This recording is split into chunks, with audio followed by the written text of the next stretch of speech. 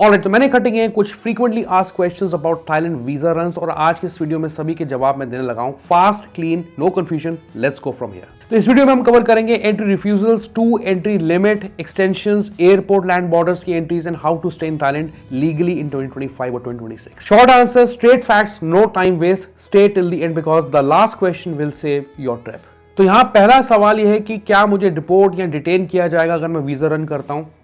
तो मान लीजिए आप बैंकॉक में लैंड करते हैं और आपको ये बोला जाता है इमीडिएटली कि आप कंट्री को छोड़ के चले जाएं, सेम प्लेन से आप वापस चले जाएं। तो अगर आपको एंट्री रिफ्यूज की गई है थाईलैंड में और उसका कोई अपील प्रोसेस नहीं है जो कि आपको देखने को नहीं मिलेगा, तो इमीडिएटली आपको उसी रिटर्न फ्लाइट से वापस भेजा जा सकता है या आप जिस कंट्री से आए वहाँ पे आपको वापस भेजा जा सकता है। और ये भी हो सकता है कि आपको किसी वॉच लिस्ट में या फ्यूचर एंट्रीज पे आपके बैन लगा दिया जाए कुछ टाइम के लिए। वो हमेशा के लिए नहीं होता, कुछ टाइम के लिए होता है, बैन भी लग सकता है। तो that is why this new policy is so serious. Refusal is a new deportation here. Next question है what is the new hard limit, यानी कि कितनी बार आप एंटर कर सकते हैं। तो let me tell you, Thailand जो है 2 कॉन्जिक्यूटिव एंट्रीज को अप्रूव कर रहा है, यानी कि अगर आप 2 बार एंटर करते हो इन अ रो, टूरिस्ट वीजा वीजा एग्जेम्पशन को लेके चलेगा। बट अगर आप तीसरी बार करने की कोशिश करते हैं तो आपकी जो एंट्री है वो ऑटोमेटिकली आपको रिफ्यूज की जा सकती है। ओके, तो अगर आपने बैक टू बैक एंट्रीज की हैं, वो एक्सपेक्ट करते हैं, आपको बोल सकते हैं कि आपके पास proper long term stay visa होना चाहिए, मल्टी एंट्री वीजा को आप अप्लाई करो इंस्टेड कि वो आपको एंट्री दे के उस वक्त छोड़ दें। तो how many times have you entered Thailand this year, comment below. Next सवाल है, is it safe to fly और use a land border. Let me tell you, दोनों के केस में स्क्रूटनी को बढ़ाया गया है। पास्ट में लैंड बॉर्डर्स के केस में 30 डेज का स्टैंप आपके पासपोर्ट पे लगता था एंड प्लस 2 एंट्रीज तक अलाउड थी। लेकिन अब यही चीज जो है, यानी कि जो आपका अगर बाई ईयर एंटर करते हैं 60 डेज का स्टैंप आपके पासपोर्ट पर लगता है, आपको पता है। एंड प्लस जो स्क्रूटनी है आपकी वो इतनी बढ़ा दी गई है कि चाहे आप बाई ईयर जाएं, बाई लैंड जाएं, 2 एंट्री से ऊपर आपकी यूजुअली पासपोर्ट पे नहीं होनी चाहिए। अगर ऐसा है तो आपका जो ट्रैवल हिस्ट्री है उसको चेक किया जाएगा, because entry doesn't matter any more. आप बाई ईयर जाएं या बाई लैंड जाएं, जो आपका जो ऑफिसर है, इमिग्रेशन ऑफिसर, वो पैटर्न चेक करेगा कि आपने कितनी बार कंट्री में री एंटर किया है। अब अगला सवाल, अब जिस पैटर्न की हम बात कर रहे थे पहले, वो कैसे रिफ्यूज करेगा एंट्री किसी की। तो पैटर्न का मतलब ये हुआ, यानी कि resident pattern is the biggest red flag here. इसका मतलब ये हुआ कि अगर आप फुल टाइम वहाँ पे, मतलब 60 दिन का वीज़ा, 60 दिन आप अगर वहाँ पे रहते हैं टूरिस्ट वीज़ा पे, एक जगह पे you are, if you leave Thailand, you leave only for 2 and 3 days, ये दूसरा क्राइटेरिया है। Then you come straight back to your place of stay in Thailand.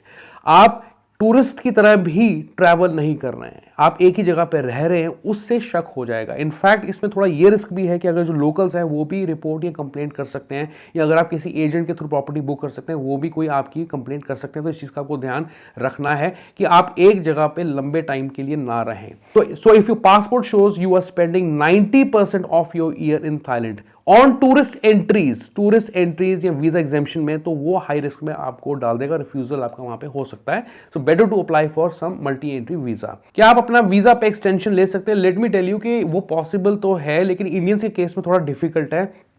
काफ़ी लोगों का रिजेक्शन इसमें आता है, लेकिन वेस्टर्नर्स के केस में यूजुअली उनको देते हैं।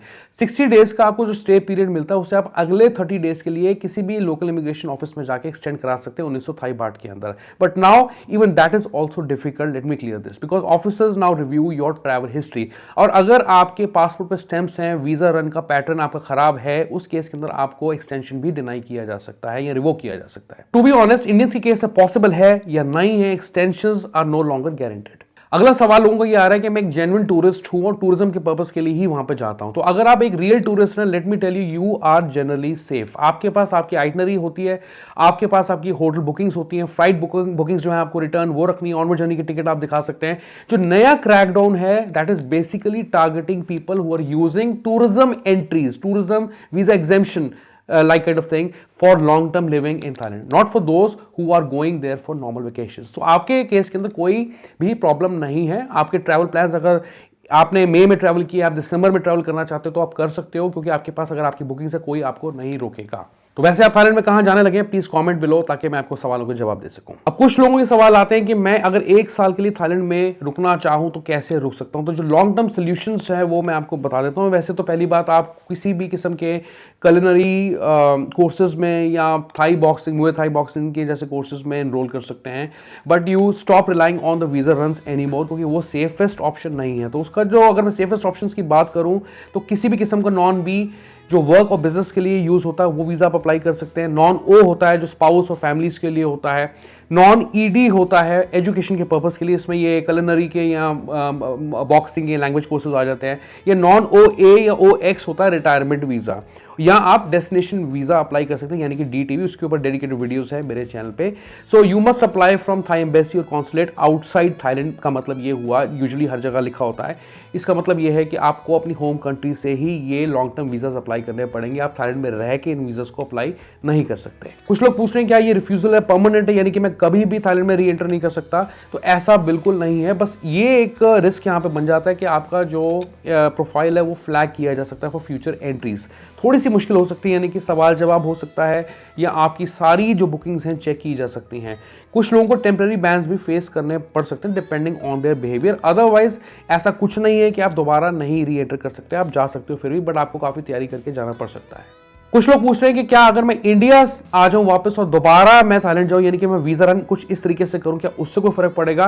Well let me tell you कि अगर आप अपने घर भी आते हैं और वापस थाईलैंड जाते हैं वीजा रन्स करके इस तरीके से, यानी कि आप इंडिया आते हैं, तो उससे भी कोई फर्क नहीं पड़ेगा, बिकॉज वो ट्रैवल पैटर्न ही आपका नोटिस कर रहे हैं। वो ये देखना चाहते हैं कि whether one is a genuine traveller और नॉट।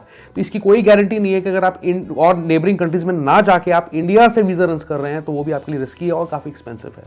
कुछ लोग पूछते हैं मैं 2 वीजा रन्स ऑलरेडी कर चुका हूं। मैं उन लोगों की बात नहीं करूं, कंफ्यूज मत होना कि जिन्होंने मई में ट्रैवल किया और वो दिसंबर में ट्रैवल करना चाहते हैं, उनका केस नहीं है। जो जेन्युइन ट्रैवलर्स हैं, वीजा रन्स की यहां पे बात हो रही है। तो जो लोग ऑलरेडी कर चुके हैं, लेट मी टेल यू, आपका केस स्क्रूटनी में जरूर आ सकता है अगर आप तीसरी बार अटेम्प्ट करते हैं री एंटर करने का कंट्री में। तो उसके लिए बेटर आपके लिए है कि you should apply for multi entry visa immediately या लॉन्ग टर्म वीजा किसी भी किस्म का। सो गाइज, अगर आपको पार्ट 2 देखना है इसी वीडियो को तो drop your questions in the comments, ताकि मैं सबको कोलेट करके, रिसर्च करके, स्टडी करके आपको अच्छे से बता सकूं इन द नेक्स्ट वीडियो।